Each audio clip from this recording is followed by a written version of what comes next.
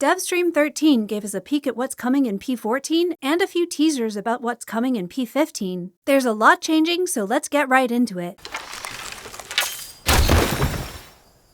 Hopefully P14 will arrive in just a few weeks, since the dev said it should be mid-next month. But Preludes release dates are always a bit flexible, so all we know for sure is that it will get here sometime in April. Swimming will not be in this update despite all the hints that it would be, but instead we're getting a ton of new features that hadn't been teased, like a Fallen Ode Tower Dungeon tile set and a new mendicant boss called the Rovgot Worm.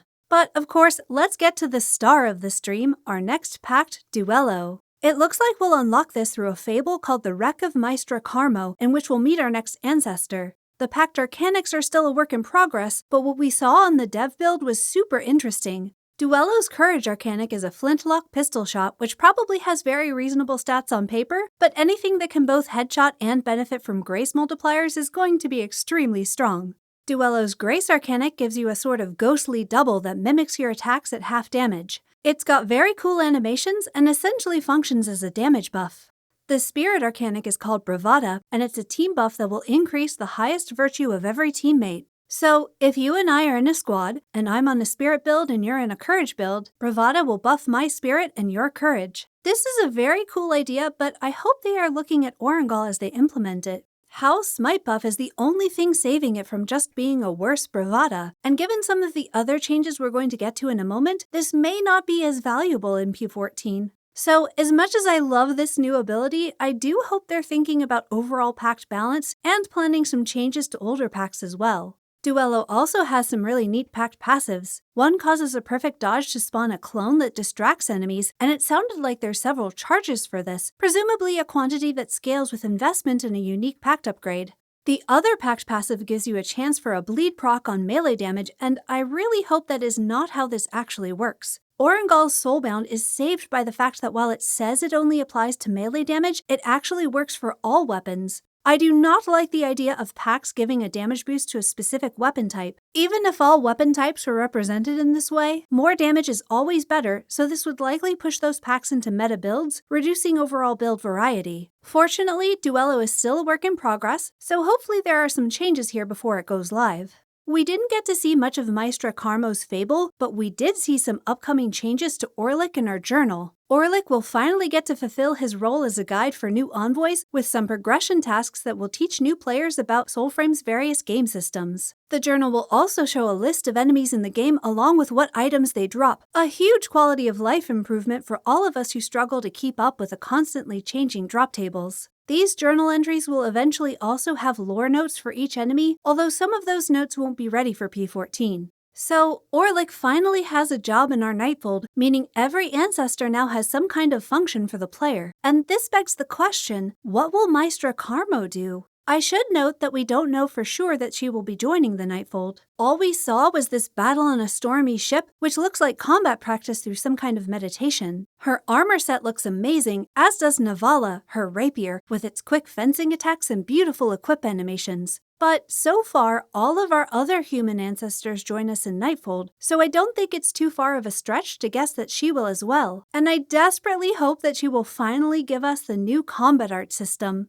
This was teased at TennoCon 2025, and we were told then that an ancestor would be involved in creating our combat arts fighting manual, but we still haven't heard any updates. Mestra Carmo would be perfect for this role, so I really hope this is where they're going with it, and they just didn't have anything ready to show us yet in the dev stream. But even if I'm wrong about that, P14 will still have some huge combat changes because runes are getting reworked. Runes will now have charges that get used up with heavy attacks, and upgrading the rune increases the number of charges it can hold. You power those charges through pulling smites. It looks like each smite powers up one charge, and the Everflame we saw in the dev stream was capable of holding 4 charges. This is a huge improvement for gameplay. I love that it brings player agency back into rune use, letting us be strategic with our charges in situations where we might want to save a damage boost for a critical situation.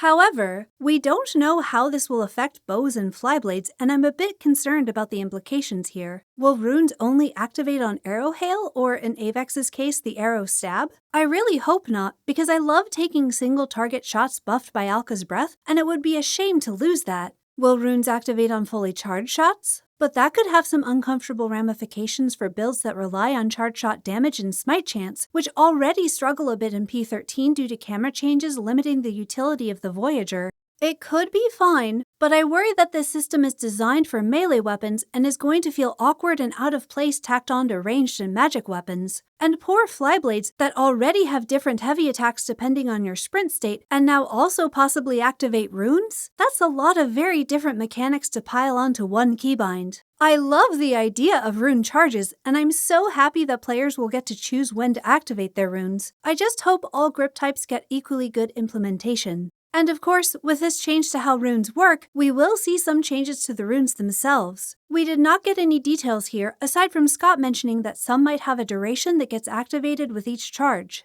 Obviously, this is going to shake up the meta in a really good way, and hopefully bring some of our extremely over and underpowered runes closer to some kind of balance. And speaking of underexplained changes, Joinery is going to be different in P14, and I have really mixed opinions on this one.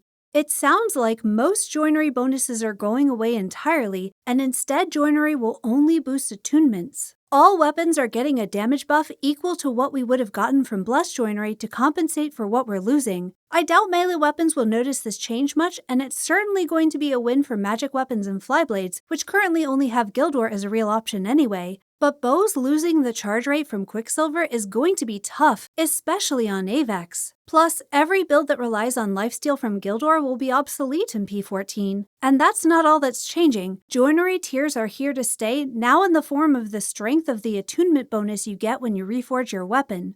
So, top tier joineries could give 3 pips to attunement. This is unlikely to change the issue of low-tier joineries being worthless in P14, since low-level players will want to save their crafting materials for new weapons, and high-level players will want the highest bonus, so we're all going to just wait for the top tier anyway. But P15 will have crafting changes that might make those lower tiers more useful, especially if you don't need to re-level weapons reforged with lower-tier joinery.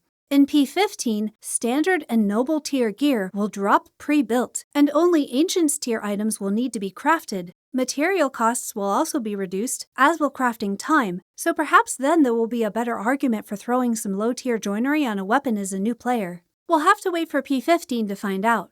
P14 will not be bringing us a use for Infamy, although this is still in the works for the future. We are, however, getting a new siege at Mirifuir, and it looks gorgeous. This is absolutely where I will be leveling up my Duelo and my Navala, and the other new weapons coming in P14, a sword and shield, a staff, and 2 more we didn't see in the stream. This staff is especially cool looking.